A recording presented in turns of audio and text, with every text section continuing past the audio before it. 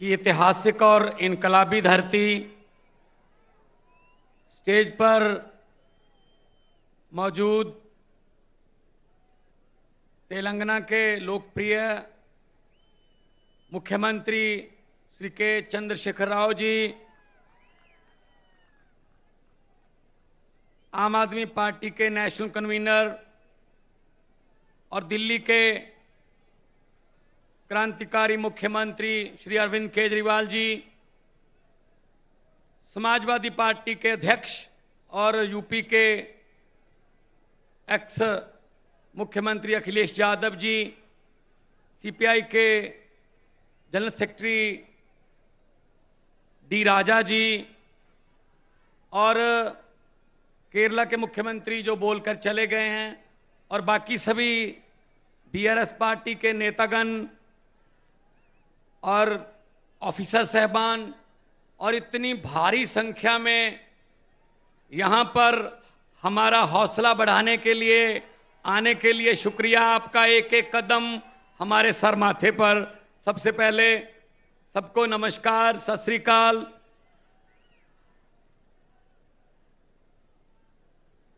आज एक बड़ा अच्छा प्रोग्राम देखा जिसमें लोगों की आंखों का चेकअप होता है। बहुत बड़े लेवल पर चश्मे बांटे जा रहे हैं और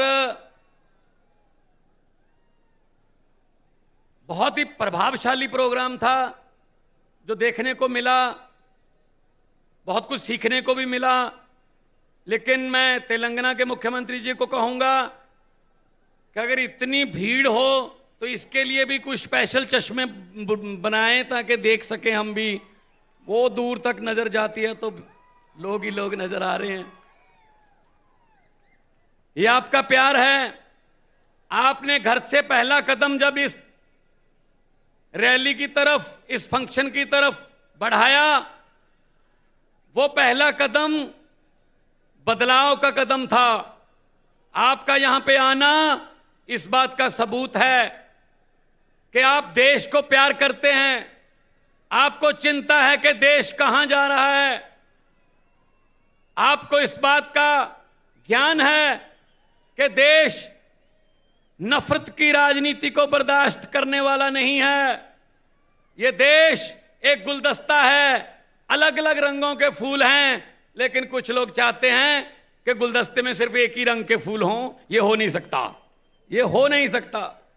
जिस गुलदस्ते में सिर्फ एक ही रंग के फूल हों उसको ज्यादा देर देखा नहीं जाता। असल में फूलों की रंग की जो विभिन्नता है वही उसको गुलदस्ता बनाती है। तो आज देश क्या मांग रहा है? देश मांग रहा है रोजगार। Youngest country on the earth India, Bharat, लेकिन युवा बेरोजगार हैं। इन्होंने वादा किया था 2 करोड़ रोजगार हर साल पैदा करने का, वो भी जुमला निकला। इन्होंने वादा किया था किसानों की आमदनी दुगनी करने का, जुमला निकला। इन्होंने कहा था बहुत हुई महंगाई की मार, जुमला। इन्होंने कहा था 15 लाख हर घर के खाते में आ जाएगा, जुमला। तो भारतीय जुमला पार्टी बीजेपी जो है वो देश को मिसलीड कर रही है। वो हर चीज हथियाना चाहते हैं। ये भी मेरा हो जाए, ये भी मेरा हो जाए। जिस राज्य में जीतते नहीं हैं लोगों द्वारा, वहां पे बाई इलेक्शन द्वारा जीत जाते हैं। इस्तीफा दिलवा लो, खरीद लो बंदे, एमएलए खरीद लो। मतलब हिम्मत देखो। आम आदमी पार्टी ने एमसीडी चुनाव में 250 में से 134 सीटें जीती, बहुमत है, लेकिन फिर भी कह रहे हैं जितनी मर्जी आ जाए मेयर हमारा बनेगा। ये क्या बात हुई भाई? ये लोकतंत्र है? ये तो लूट तंत्र है, ये लूट तंत्र है। लेकिन इनको ये नहीं पता, इनको ये नहीं पता कि वक्त बहुत बड़ी चीज होता है। वक्त राजाओं राजाओं से भीख मंगवा देता है वक्त, और भिखारियों के सर पे ताज टिका देता है वक्त। वक्त बहुत बड़ी चीज होता है।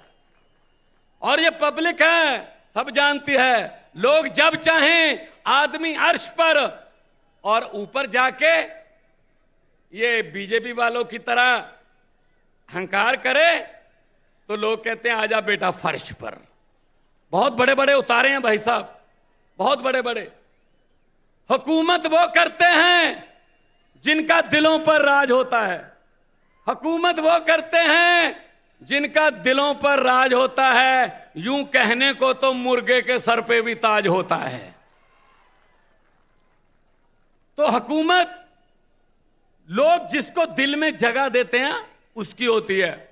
ये छीनी नहीं जा सकती, ये खरीदी नहीं जा सकती। लोगों का प्यार खरीदा नहीं जा सकता। लोगों के प्यार की किसी करेंसी में कोई कीमत नहीं है। अभी जब से मैंने होश संभाला है, हर 15 अगस्त को लाल किला से तत्कालीन प्रधानमंत्री भाषण देते हैं। मैं भी सुनता था। आज तक वही भाषण,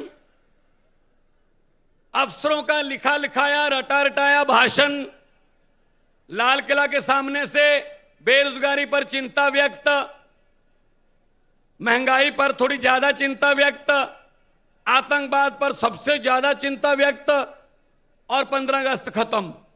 मैं उनको कहना चाहता हूं, मेरे देश के वारिसों, अगर देश की 130 करोड़ जनता की किस्मत नहीं बदल सकते, कम से कम भाषण तो बदल लो। अब तो लाल किले के कबूतरों को भी भाषण याद हो गए होंगे।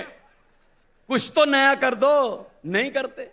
अपने आप बारी आ जाती है। लोगों के पास कोई रास्ता ही नहीं था। पंजाब में ऐसी चल रहा था, 5-5 साल की बारियां चल रही थी। लेकिन तीसरा बदलाव आया आम आदमी पार्टी के रूप में। 117 में से 92 सीटें पंजाब में आई। पहली बार 92 सीटें आई किसी पार्टी की। और बड़े बड़े जो अपने आप को कहते थे हमें कोई हरा ही नहीं सकता, पूरे का पूरा खानदान हरा दिया उनका भाई साहब।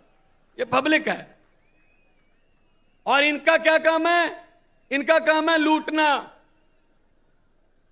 सब कुछ बेच दिया। जहाज बेच दिए, एयरपोर्ट बेच दिए, नदियां बेच दी, LIC बेच दी, रेलवे बेच दी। सिर्फ मीडिया खरीदा बस, बाकी सब कुछ बेचा है। तो इसलिए मैं कहना चाहता हूं कि ये सिर्फ अपनों के बारे में सोचते हैं, अपने दोस्तों के बारे में सोचते हैं। जनता का कोई फिक्र नहीं है इनको। अगर किसी नदिया के घाट पर ये बीजेपी वाले बस जाते, अगर किसी नदिया के घाट पर ये बीजेपी वाले बस जाते, तो लोगों के प्यासे होंठ 2 बूंद पानी के लिए भी तरस जाते। गनीमत है, शुक्र है कि मौसम पर हुकूमत चल नहीं सकती, वरना सारे के सारे बादल भी इनके खेतों में ही बरस जाते। सब कुछ अपने लिए। ये राज्य भी दे दो। ये राज्यपालों से तंग।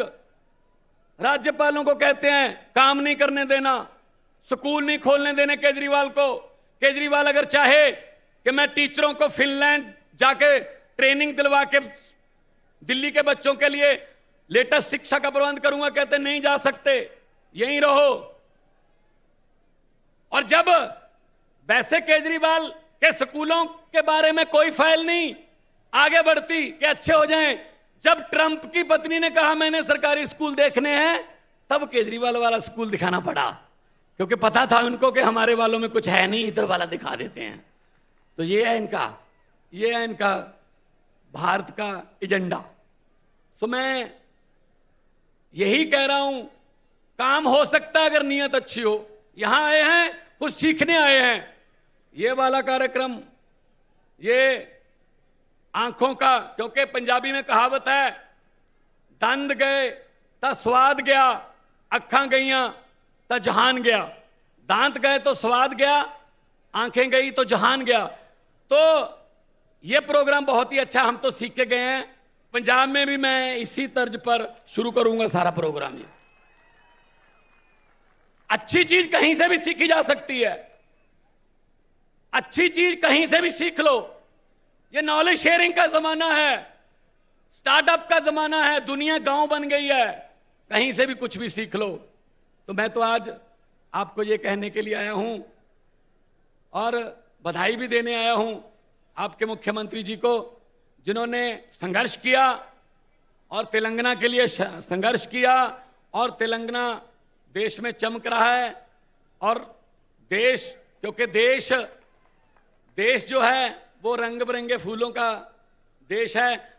मैंने पार्लियामेंट में बोला था, ये कह रहे थे, डिबेट चल रही थी, 2-2 घंटे के भाषण दे रहे थे ये बीजेपी वाले, इस समाज को ये, इस समाज को ये बरादरी, ये समाज। मैंने कहा जी मुझे टाइम दे दीजिए। कहते टाइम है नहीं। मैंने कहा जी 30 सेकंड दे दीजिए स्पीकर साहब। कहते 30 सेकंड में क्या बोलोगे? मैंने 30 सेकंड में बोला। 30 सेकंड में मैंने कहा कि लंबे सफर को मीलों में मत बांटिए, लंबे सफर को मीलों में मत बांटिए, कौम को कबीलों में मत बांटिए। एक बहता दरिया है मेरा भारत देश, इसको नदियों और झीलों में मत बांटिए।